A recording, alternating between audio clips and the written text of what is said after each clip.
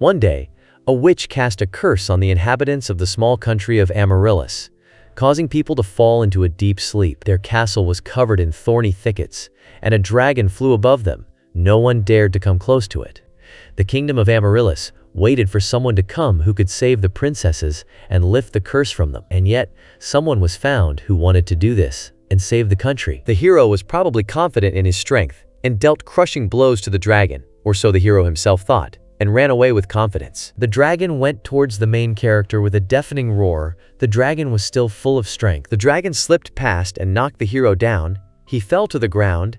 In a moment it became very quiet. The hero exhaled, went up to the dragon, checked whether he was really dead, and was very surprised by this. The hero accepted his victory with great joy, although it lasted for 3 days. But the hero did not want to risk his health and still won. After all, the hero opened the order, which said that after defeating the dragon, you need to climb to the top of the tower, and there will be sleeping princesses. Climbing up the tower, the hero was still reading the instructions, where it was said that after the hero touched the princesses with his lips, they would open their eyes, and thus the hero would lift the curse and save the inhabitants of these lands from eternal sleep. Everything was perfectly clear to the hero, except for the kiss. He was at a loss. The character had no time for doubts. He did everything for the future of the country. Thinking about this, he opened the doors. Entering the room, the hero was stunned. The room was of grandiose dimensions, and on a huge, luxurious bed lay 7 girls. The hero stood up and silently looked at everything that was before his eyes. The character was surprised that there were so many princesses, because it seemed to him that the order spoke of only one. The hero came to the conclusion that all 7 of them were princesses. The hero was confused and did not know what to do, and decided to wake up at least one of the princesses first. The character looked at one of them, feeling guilty before the princess, but he had to kiss her in order to save her. The hero became embarrassed, leaned over, and touched his lips to hers. The princess jumped up suddenly and, frightened, saw the hero. She was in a stupor. The hero was dumbfounded, but still well-mannered. Before he could greet the princess, he had already been hit with a pillow by her. She was outraged that the guy had somehow ended up in their room, because it was a room exclusively for princesses, and boys were forbidden to go there. The guy wanted to explain something to the girl, but he didn't have time to finish, and the girl started throwing objects at him that she had at hand. The excited princess started shouting at her friends to wake up, because there was some suspicious guy in their room, but there was absolute silence, and the girl was confused, not understanding why they weren't waking up. The hero, a little angry, told the princess to listen to him. He explained to her that he was not a suspicious stranger at all, and that he had a name. His name was Alec, and he was a prince from the kingdom of Ludovicia, and he had come to save everyone. The princess was surprised and did not understand why they needed to be saved. The guy started explaining to the girl what was going on. The princesses had been sleeping for over 30 years because of the witch's curse. It was obvious that the girl had absolutely no idea what the hero was talking about. He started explaining that after the battle with the dragon that protected the curse, he came here to wake up all the princesses, and then the curse would dissipate, and all the other inhabitants of the country would wake up too. The princess was impressed. The guy, in all seriousness, showing that he could be trusted, began to explain to the girl that she had nothing to worry about, because soon all the residents would come to their senses. Opening his eyes, the guy saw that the girl was running away, and his eyes widened in confusion at what was happening. The hero ran after the princess down the steps, shouting at her where she was going in such a hurry. The guy expressed indignation at having to run after the princess, because he hadn't slept for 3 days and his legs were literally falling off. At the same time, entering the huge hall, the girl stood in a stupor and seemed very surprised. The princess looked at her parents and gasped. Prince Alec ran after her, saying that perhaps he would need a little more time to save everyone, and asked not to doubt it. But the girl was not at all up to it. It seemed that she was delighted. The hero was dumbfounded. The princess ran around the hall and watched with delight the frozen servants and relatives. She could not even imagine that this could happen while she was sleeping. The guy seemed to still be standing in shock from how the girl reacted to this. The princess remembered that she was not alone and became embarrassed. The girl came to her senses and apologized for the fact that she seemed to have been a little distracted from the most important thing, and all this was actually terrible.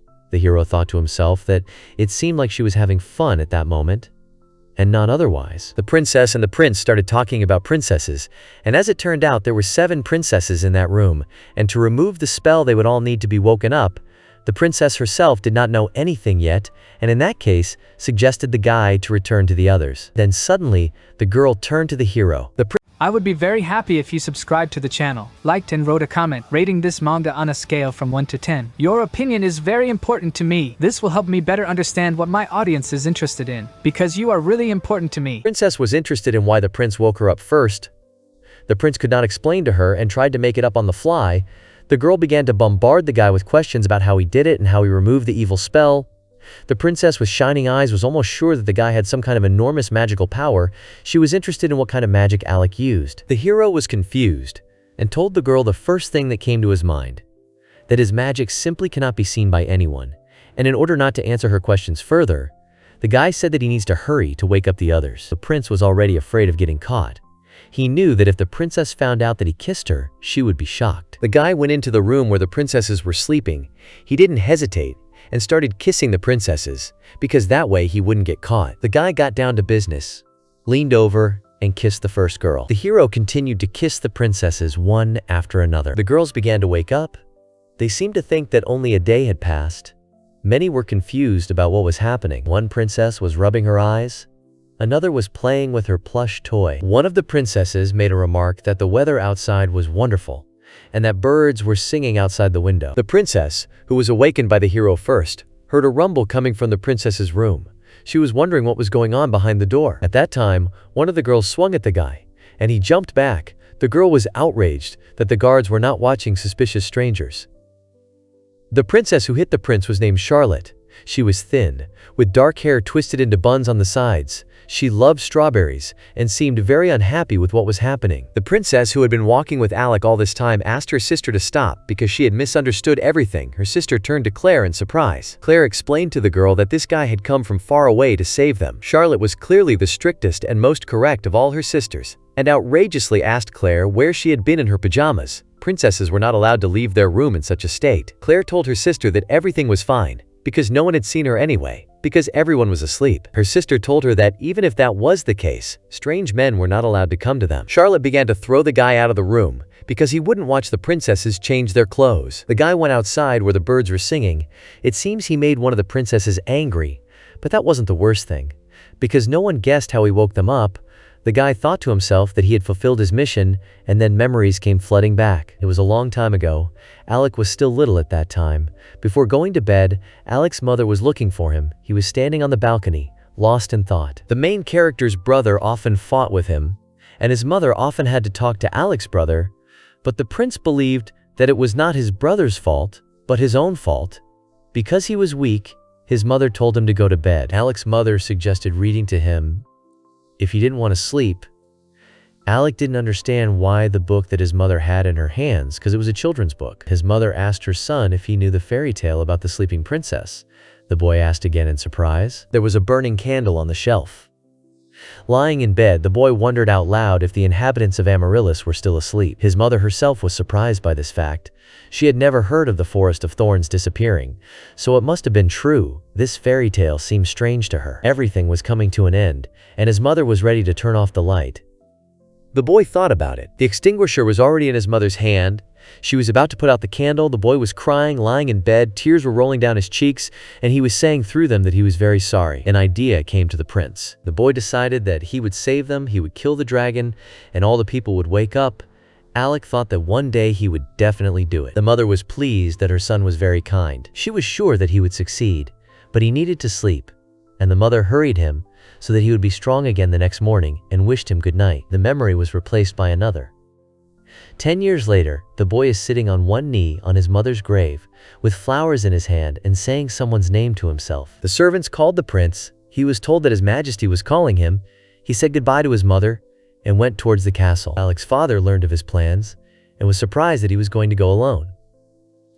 The boy confirmed his father's words, said that he had to test himself. For some reason, Alec's father was not sure of his son. The third prince, Alec's brother, who looked quite modest and was quite calm, added that many brave men from different countries had fallen to the thorns or had become food for the dragon. The first prince, also Alec's brother, was amused, saying that it was even better to send Alec there than to let him cool off. The third prince told the boy that he had straw for brains and a weak sword, and in order to go save someone, he had to prove that he was worth something. Alec agreed with his brother's words. The father decided to let his son try, and left it to him.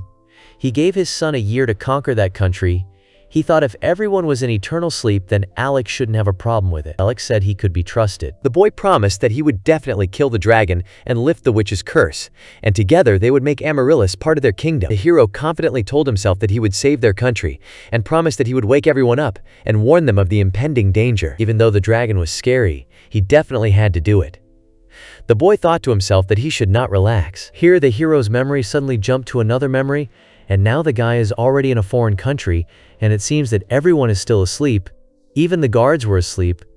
The guy looked at the armored guards in surprise, touched one, and asked if he was alive, but he was silent in response. The hero sat down on the stairs and thought to himself that he must have missed something. But what? Suddenly one of the princesses came up to the prince from behind. He suddenly perked up and came to his senses again. The girl asked the guy what he was thinking about. The princess sat down carefully next to Alec. He suddenly jerked and was surprised, to which the girl laughed and replied that she always changed before everyone else. The guy thought to himself that it seemed the girl had sat too close to him. The girl thought. The princess grabbed the guy by the chin and thought about something. She looked very closely at the prince. The prince was surprised. The guy, in complete shock, asked the girl what she was doing, to which she replied that it was medicine for his wounds, so she touched his face. The guy had a scratch near his lips. The princess warned the hero that he could always tell her about his wounds, if that happened. She said that when they were together again, the girl would look at the wounds. The prince asked the girl again with embarrassment, and then the girl noticed her sisters. The guy suddenly perked up. 7 sisters came out onto the stairs of their tower, all wearing luxurious dresses. One of them remarked on how nice the weather was. One sister apologized for being away for so long.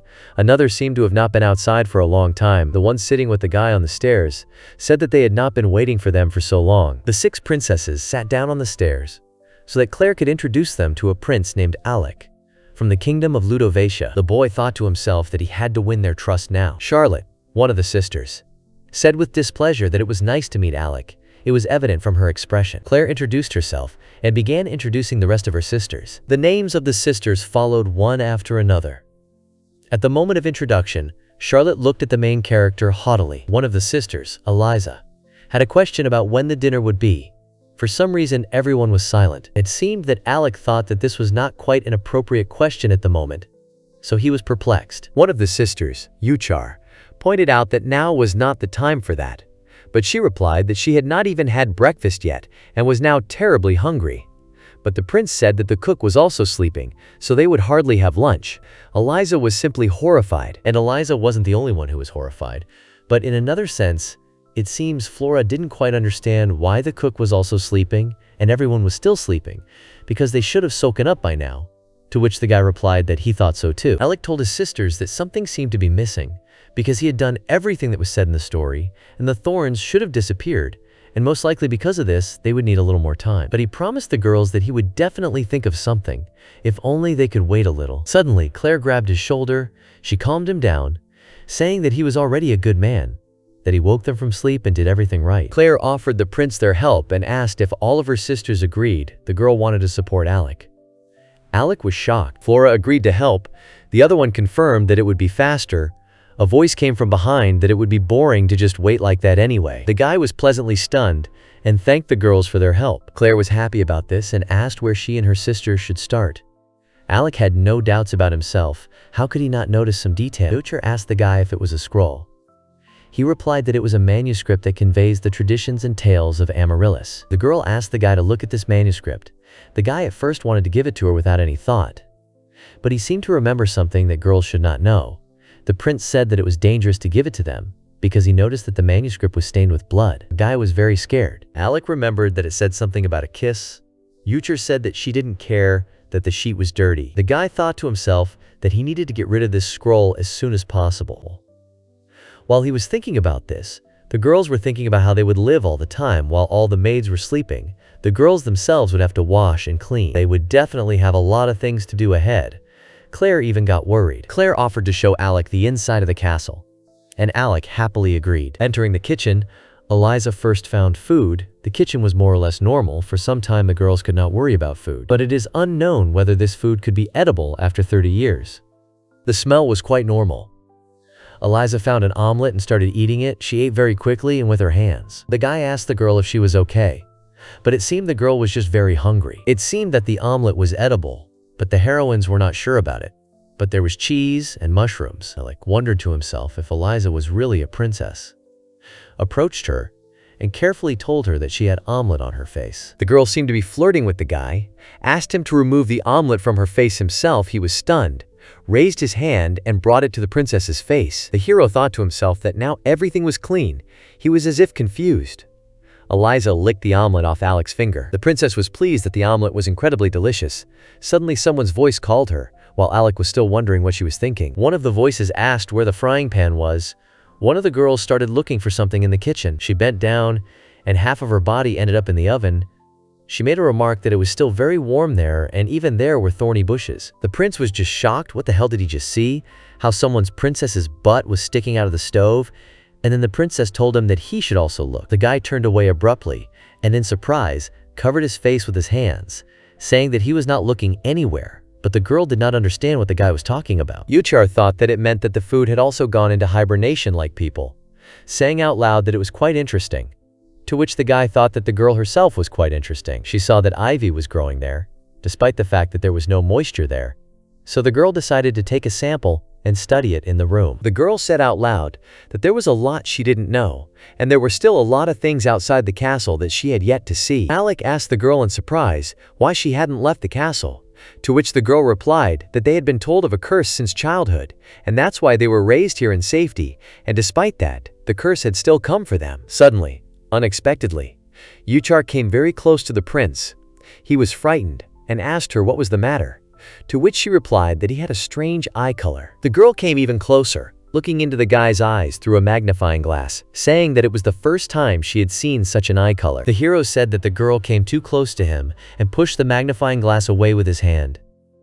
The girl apologized and told him to follow her. Flora suggested to her sisters that they eat outside in such wonderful weather, and her idea was supported. One of the sisters called Alec and Yuchar, outraged by what they were doing there in the distance. Claire came up with an idea. Claire called the prince after her, and it seemed they had reached the garden. Alec noticed that the garden was very beautiful. Claire told him that they were usually forbidden to enter it, and this was after the princess caught a lot of bugs last time and took them with her. After that incident, they were not allowed to return to the garden. The guy thought to himself that she was acting like a tomboy. Alec and Flora began to stretch a sheet over the grass to have a picnic.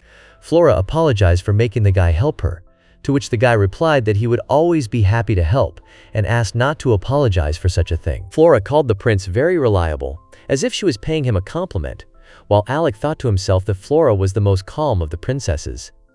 And then a voice rushed from behind, urging someone to hurry up. It seemed to be Claire. Charlotte was changing her dress. Claire was rushing her, but her sister asked her to be a little patient. Claire wanted to take off her dress, but it seemed to be stuck. Charlotte screamed and told Claire to stop, otherwise she would stretch the fabric. Charlotte told everyone not to undress themselves because she would change everyone herself, and they just had to wait their turn. Claire took off her dress, pulled it to the ground, and the girl's foot stepped into the water. Claire plunged into the water. She had long dreamed of swimming there. Her two sisters ran to her.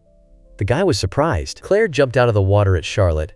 Charlotte was scared and asked her to stop. Standing on the shore, Yuchar said, as if to herself, being near the guy, that the girls behave like children, and they are full of energy. Yuchar took a snorkel with her to breathe underwater, and underwater glasses. It seems she was prepared. Alec and Yuchar didn't understand what kind of device it was, but Yuchar found it in the depths of her castle and guessed that it was for diving, so she wanted to test it. The prince thought that she was definitely serious, but then the guy turned his head and saw a girl below. He asked her why she wouldn't swim, to which she replied that she hates getting wet, swimming in a river where God knows who is. She doesn't do such dangerous things because she's already an adult. Alec thought about it. He pointed his finger at the girl's head and said that there was a butterfly there. The girl asked him again. He said that there was a butterfly sitting on her head. The girl screamed and started shouting for the beetle to be removed quickly. Alec began to calm her down and said that he would remove the butterfly now. The girl lay down on the ground in fear, and the guy said that it had already flown away, and the girl raised her head. The princess hugged the hero, saying how scared she was. The guy gasped. The girl looked at him with tears in her eyes. The princess ran away. The prince stood there in confusion, and then noticed another girl lying on the grass, and it seemed that she had dozed off a little. The guy indignantly shouted at her what she was doing, to which she replied that she had simply decided to sleep, as the sun was very pleasant. Alec said that she might catch a cold. The girl said that she was perfectly fine and suggested that he try it himself after a long fight. The princess, with complete calmness on her face, took the prince's head and placed it on her lap. The prince was perplexed as to what was happening. The girl said that it would be better here. While the guy was thinking about what was happening, he thanked her for her concern, but said that it would be better for him to lie on the ground. It seemed that the wind lifted the princess's clothes, and the hero saw the girl's breasts. The guy was in shock. The girl covered her mouth with her hand in surprise, apologized, did not expect a strong wind to blow, and went to put on something more closed. The prince was lying on the grass and, it seemed, was still in shock. The guy fell down on the grass, exhausted, and thought that today was the most hectic day, so much responsibility and everyone needed to be looked after. The girls were swimming in some pond full of joy. The guy jumped up in fright. The guy calmed down and sat down on the edge of the cliff. Suddenly, someone's voice was heard from behind. It seemed that someone was looking for Alec. The prince turned his head in surprise. The guy was shocked, looking where he didn't need to, and covered her with some kind of cloth, saying that she would probably be cold. The guy was ashamed. The guy and the girl sat down on the corner of the cliff. The girl thought for a moment. She still couldn't believe her eyes that she had been sleeping with her sisters for more than 30 years. The guy was confused because he needed to somehow wake up the others. Claire said that this whole thing that's happening is a little exciting, like they're the only people in the whole world. The girl apologized because it might sound strange to the guy. Alec replied that he understood her. And it seems that the girl wanted to discuss something with him, how he even came to them, and was able to defeat such a terrible dragon. The guy said it didn't matter whether the dragon was scary or not. One thing was for sure, the guy was terrified. He said protect everyone from invasion, even though it is scary. The girl turned to the guy. Then the wind suddenly rose and the girl's blanket flew off. Claire's leg slipped and she began to fall from the cliff. The guy managed to grab the girl's hand, but they both fell into the water. Alec asked the girl if she was okay. Alec remembered that he was holding the girl, became embarrassed, and apologized. The hero remembered that the girl could swim and removed his hands from her. The girl thanked the guy. Alec suggested that Claire return to land, but the girl stopped him. She wanted to tell him something. The girl wanted to stand in the water with Alec a little longer. At that time, sisters Charlotte and Chiara were swimming, discussing where Claire had gone. Charlotte was worried about her sister because she thought Alec was a pervert, to which Chiara said that there was no need to worry about it. Suddenly, Eliza swam up to the sisters, expressing her opinion that Alec was a wonderful guy. Charlotte objected because she thought that behind such a serious face there could be very bad things hiding. The girl believed that she couldn't just trust him. Then Yuchar suddenly swam out from under the water. Claire and Alec stood next to each other underwater and were silent. They both felt awkward. Claire began to reach out to the guy's face, looking at his lips.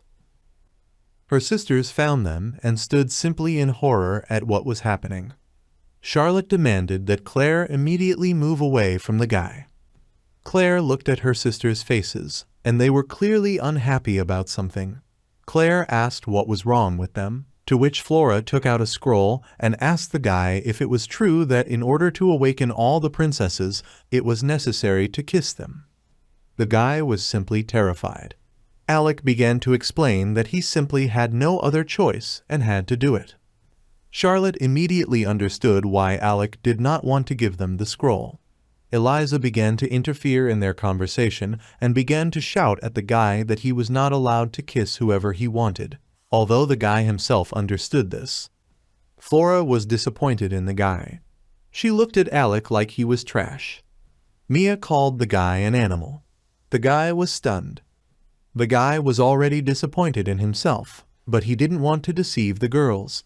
Charlotte explained to the guy that even if it was just a kiss, forcible intimacy with the princess would result in the death penalty. But the girl made an indulgence for the guy. Since he killed the dragon, he was allowed to simply go into exile, and the girls themselves would figure out the curse. The guy didn't understand. Eliza turned to Claire. Claire stood and cried. She felt sorry for the prince. The guy saw the girl's face full of tears. Charlotte and Flora were shocked that Claire was crying. The girl could not restrain herself and ran away. Eliza shouted after her. Yucher thought that something terrible would have to happen for Claire to cry. The girl was very upset. The princesses decided to catch up with the girl because they were worried about her.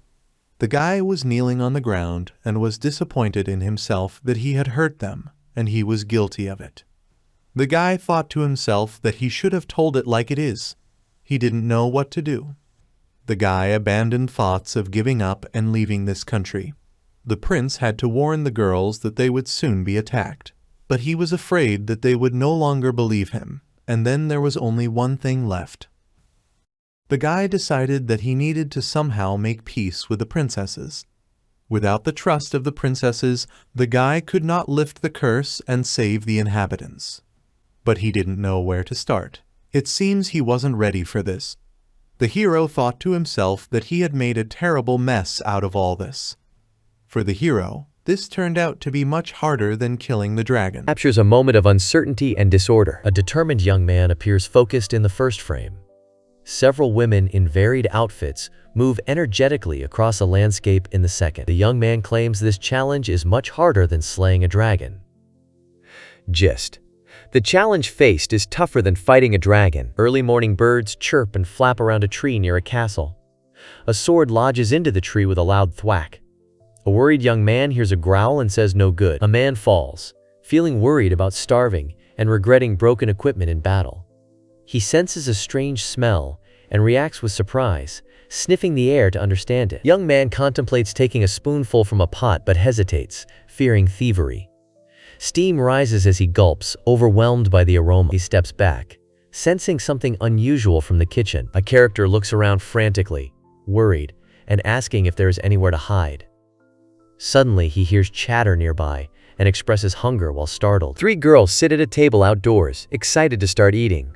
One girl speaks enthusiastically, while two listen and prepare the food. Food plates and flowers are placed on the table. A young man crouches with a distressed expression as several women's legs surround him closely in a confined space. Large, bold letters spell out doom, emphasizing his dire predicament. Women comment approvingly on something, heightening the tension around the man. Young man clutches himself, worried about others discovering him. He fears being labeled a pervert and alarms that they're eating nearby.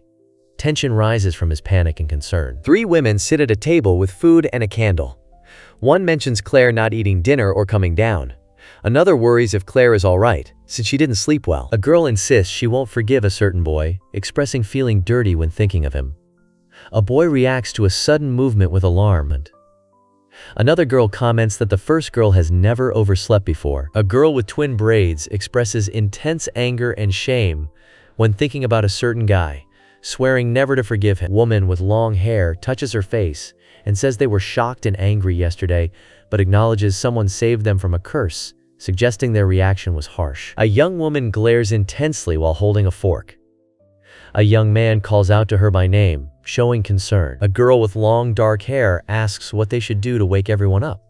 A boy hurriedly swings his arm, reacting loudly while three others discuss their lack of trust in someone. The group debates noticing an issue earlier. Man falls backward from a chair, yelling loudly, causing a startled reaction. Woman responds about searching state archives before continuing their plan. They agree on the next step. Three characters discuss chores. One offers to do laundry and change sheets, another wants to clean a room, and a third suggests taking a bath first. A character with a shivering expression feels disconnected from the conversation. The scene highlights divided intentions and emotional detachment. 6 women sit around a dining table filled with food. One expresses concern about a friend's well-being, noting she skipped dinner and didn't sleep the previous night. The group shows worry and care for their missing friend. A girl with dark hair and a swimsuit expresses anger and disgust about a man. A boy reacts to a sudden movement, fearing discovery. Another girl comments calmly about the first girl's behavior. A girl with dark hair glares and denies something when addressed with the name Flora, with shock and anger in the background. A fair-haired woman admits to initial harshness, but acknowledges rescue from a curse, showing reflection and regret. A person swings forcefully in a physical confrontation. Others discuss the reliability of a third party, doubting trust without prior notice. The scene conveys tension and suspicion. A girl with dark hair asks what they should do to wake everyone up, showing a calm and thoughtful demeanor. A young man suddenly falls backward, exclaiming loudly in surprise. A nearby woman suggests they start by searching the state archives, and another agrees with the plan. The man is off balance, but willing to proceed with the research. A group conversation unfolds with one character expressing a desire to do laundry and change sheets. Another considers cleaning the room, while someone suggests taking a bath first. A character feeling detached notes the conversation moving as if they are no longer present. Four girls sit together, exchanging thanks for the meal. One girl suggests searching for cleaning tools, another notes a long path ahead. They plan next steps. A young man reacts with alarm, his mouth wide open and eyes wide. Several chairs scatter noisily around him, indicated by clattering sounds. His foot slips as he falls backward. A person, sweating and struggling, stretches out an arm while asking to pass through. Another asks if Elisa is still eating. Elisa comments that there is still food left. The scene shows tension and concern about sharing space and food. A girl wearing a swimsuit sits on a chair, looking downwards with a focused expression. A boy crouches nearby, appearing startled or worried. A small object lies on the floor between them. A person kneels on the ground, protesting innocence, while a standing figure angrily calls them a scum. Four characters are outdoors, 3 girls and 1 boy. The boy leans forward, denying improper intentions. Girls appear surprised and defensive, discussing eavesdropping. A man lies unconscious on the ground, thinking about his fading consciousness and inability to die here. A door slams nearby as someone exits the building, and the man remains silent. 2 women knock on a door, with one asking Claire if she is awake and saying they brought her breakfast. The scene shows a tray with breakfast being quietly served. The gist is that friends quietly bring breakfast to Claire's room. A woman offers royal tea to another, inviting her to drink it while warm. The recipient expresses thanks as they stand near a door. The scene focuses on hospitality and care. A woman stands by a chair with a tired expression and sighs softly. Another woman knocks on a door and asks what is wrong with Flora, addressing her as Elisa. Gist: Elisa appears tired and concerned. A girl faints back after a boy suddenly pushes toward her, causing her to exclaim in surprise. Another girl watches and apologizes for startling him. Alec reacts to the situation with concern. Man apologizes for having little strength left and says he is at the end of the road. Woman reacts with a neutral sound. A person speaks with determination despite weakness, then collapses as another reacts with concern. The person aims to apologize sincerely before possibly dying. Woman questions man about not eating in the garden. Man explains he didn't feel it was the right time and apologizes. He mentions his life was saved instead of eating. A young man sits down, speaking about being saved, indicating a past event of rescue or survival. A girl sits on a bed, explaining that waking up required knowing the truth through a difficult method. A man stands nearby, questioning her statement. A girl thanks someone sincerely but hesitates to express a full feeling. Another character questions if she is upset and notes the risk taken to save them, observing her calmness. A girl cries uncontrollably, struggling to form words. A boy looks shocked and panicked, asking her what she drank. The scene centers on distress and confusion. One character explains it is royal tea, fortified wine mixed into black tea, said to warm the body and aid sleep. Another remarks it sounds fancy and wonders if it was liked. Girl puts down a stack of books. She stands up, covering herself. Boy suddenly reacts to wine, covering his mouth in shock. Man reads a book describing a princess falling in love with a low-born aristocrat gardener. Woman questions him about books, then takes one silently. A boy reacts with surprise as a girl grabs his collar, urging him not to just read the titles. She speaks with urgency and determination, while his expression shows shock and confusion. A boy questions a girl about strange book titles. She explains collecting discarded books from maids. She hugs the books, calling them her treasure. Girl reveals a secret attachment to the books.